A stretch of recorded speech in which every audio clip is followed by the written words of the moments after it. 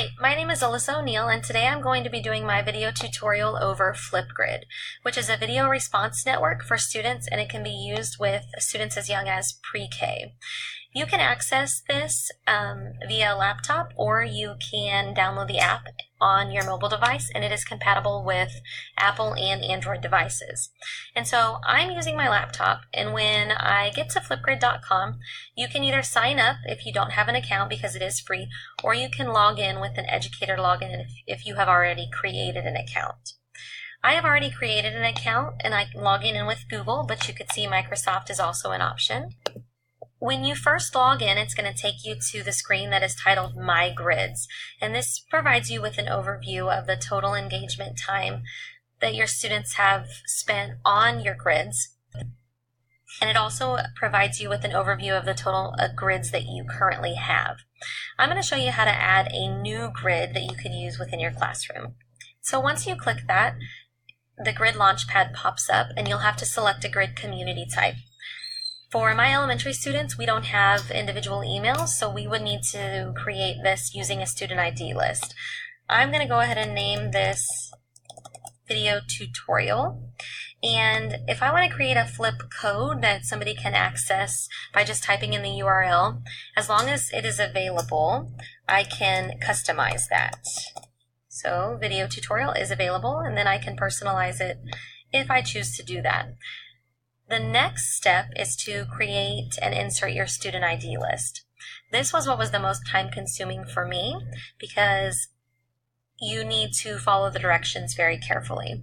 You can either go through and each time you create a new grid, you can put your students in one at a time, or if you want to keep it consistent throughout the year, you would want to use the template that is provided by Flipgrid. So when you open that, you'll double click here and you'll see that there's a file that's titled instructions. And it is crucial that you follow all of those instructions if you have not created one of these prior to this. Otherwise, you'll just go ahead and open student template, and the instructions tell you to leave that first row alone, otherwise it will not work.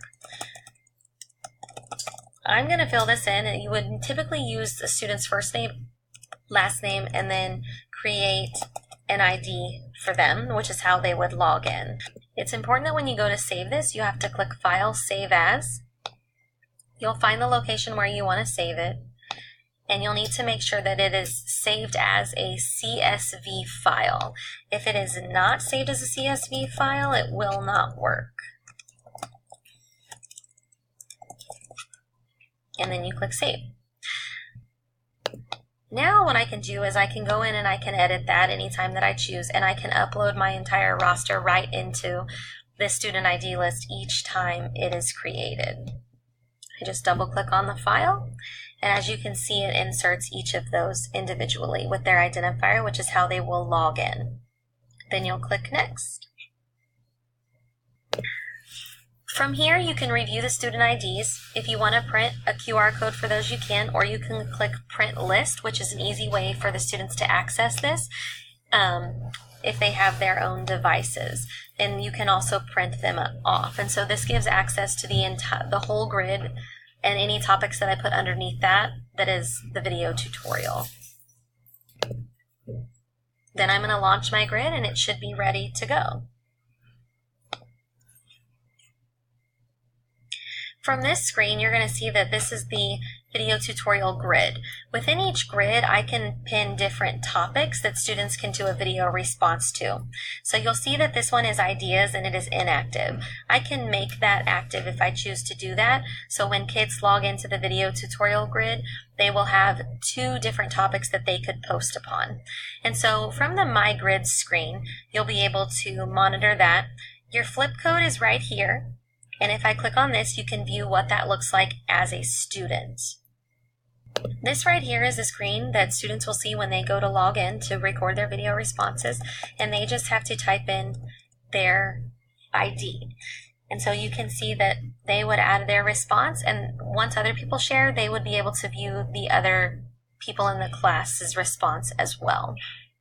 The next thing I'm going to show you is the Disco library, which is where you can scroll through grids that have already been created or topics that have already been created under different audiences, subject areas, and topic I feel as though the best way to use this in your classroom would be through content area discussions.